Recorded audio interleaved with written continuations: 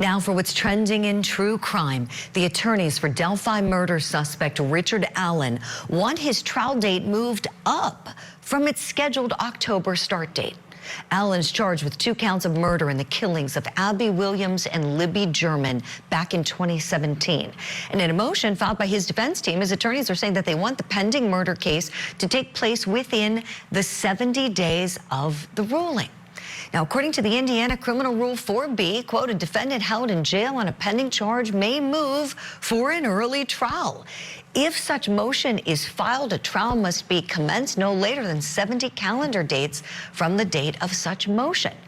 The rule goes on to say if a defendant is held beyond the time limit of this section and moves for dismissal, the criminal charge against the defendant must be dismissed. So if the court grants that motion, Allen will likely go to trial by May instead of in October. So our question this morning for our power panel, do you think Richard Allen's trial will be moved? Let's bring them in now. Still with me, retired FBI Special Agent Jennifer Coffindaffer, law enforcement expert Sonny Slaughter, and retired criminal defense attorney, the man who famously represented Jodi Arias and saved her life, Kirk Nurmi. Big welcome to you all. Kirk, I would love to start with you, my lawyer on our power panel, looking at the rule, and perhaps you've probably had the same situation at one time or another throughout your career. What do you think is going to happen here? I think the language of the statute is pretty clear, Julie. It's a must, or the case can be dismissed. It's not discretionary with the judge. The judge is forced to set the trial within the 70-day period once the defense moves for that that rule to be invoked. So ultimately, I think the judge's hand is going to be tied. And, you know, regardless of what we think about Mr. Allen's guilt or innocence, we all might have our own opinion about that.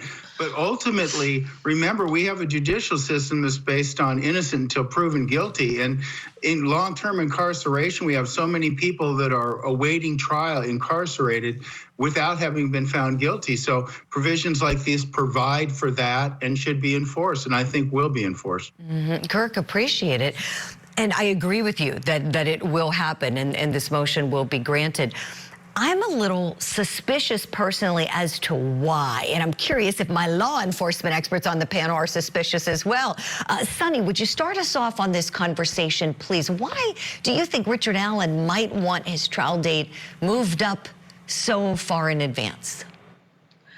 Good morning, everyone. Good morning, Julie. I'm wondering if they believe, or if his defense team believes, that they don't have enough forensic evidence to tie him to the murder, which means they're going to have to push through so much information, so much technology, so much data, and they're not going to be able to pull it off. I think they're hedging their bet. That might be one of the reasons, and hopefully they've done their due diligence, and that's not going to play into why the trial won't happen. I like what you're saying there, Sonny. They want to maybe hold the state's feet to the fire, so to speak. Yeah, very well could be. Agent Coffindaffer, to you, last but certainly not least, your thoughts on this, please. Well, I think one of the main reasons is Richard Allen has been held in a maximum security prison since his incarceration. He's not in a jail. He's in a maximum security prison. This is the worst possible incarceration condition that somebody can be held in. He's out only 23 hours a day.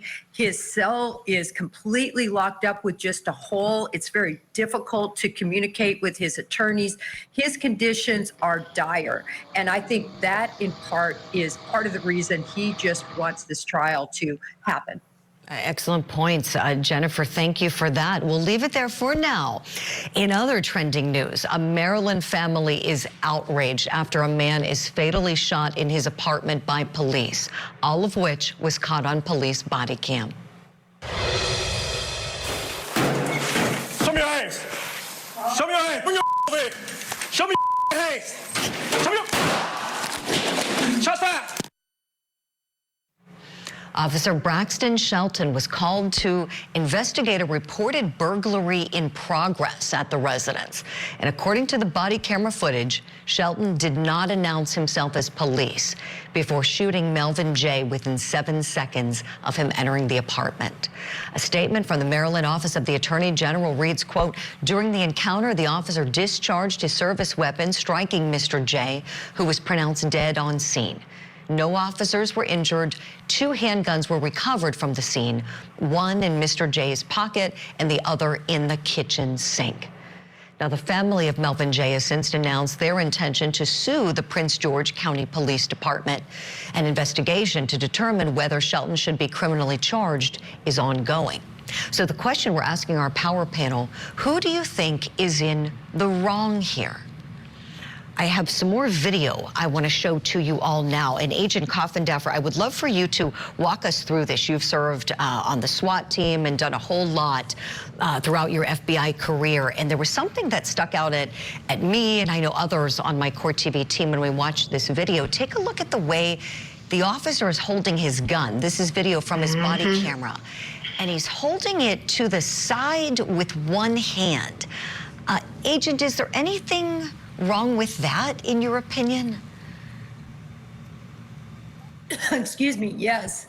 Take your time. If you need to get a drink, go right ahead, and I'll come back to you. Why don't I go to Sonny? Sonny, would you take a look at I know you're watching intently as we're looking at the video here. The way he's holding the firearm, you know, I don't have the law enforcement training you have, Sonny, you know, but I have a little bit of training on firearms, and that just, it looks not like something a police officer would do. It doesn't look like how a police officer would hold their gun and enter without announcing that they're law enforcement. It is what I would call a side cock that is more gangster style than law enforcement presence. Why didn't they announce themselves? All of this is problematic.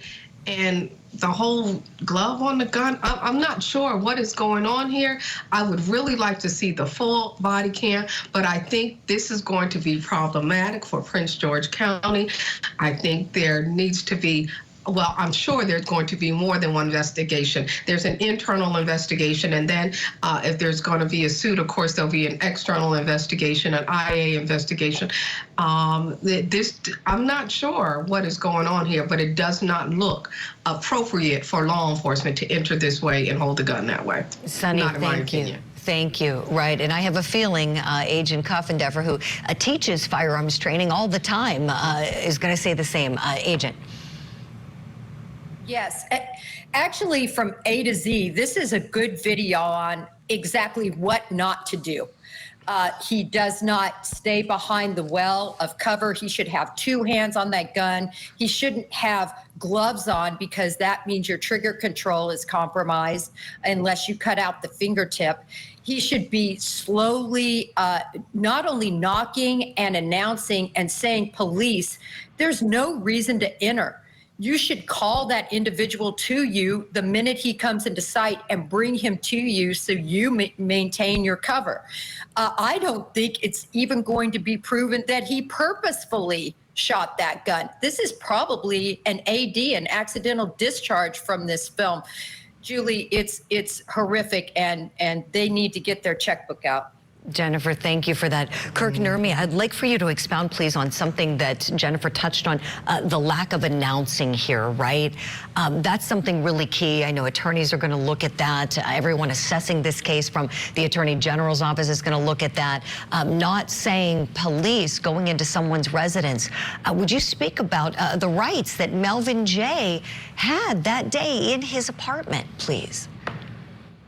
Yeah, Julie, that whole idea of not going to announce in that Fourth Amendment, the right we have to be secure in our homes, not having law enforcement, as what happened here, kick in the door, guns a-blazing as this officer did. I mean, there's so much wrong with this, as the ladies have already pointed out, but I would say, to me, as a member of the public, this looks like an execution. He kicks in the door, guns ablaze, and shoots. And it's beyond, to me, it's beyond the idea of a civil suit for this county. To me, this officer should be charged with second-degree murder. It's pretty obvious the way he came in. He did not announce. He violated the rights of Mr. J, and then, of course, took his life. So to me, this is a cut and dry case from what we see here. And the fact that if this officer is not charged, to me, that would be an outrage. I'm with you, Kirk. Our hearts go out to Melvin J's family as they cope with the loss of their loved one. Got to leave it there for now. Kirk is coming back in a couple of minutes for our Spotlight segment on a case in Arizona. Sonny Slaughter's coming back in our next hour of Court TV Live. And we've got to say goodbye and a big thank you to Jennifer Coffindaffer. Here's what we have coming up next for you on Opening Statements.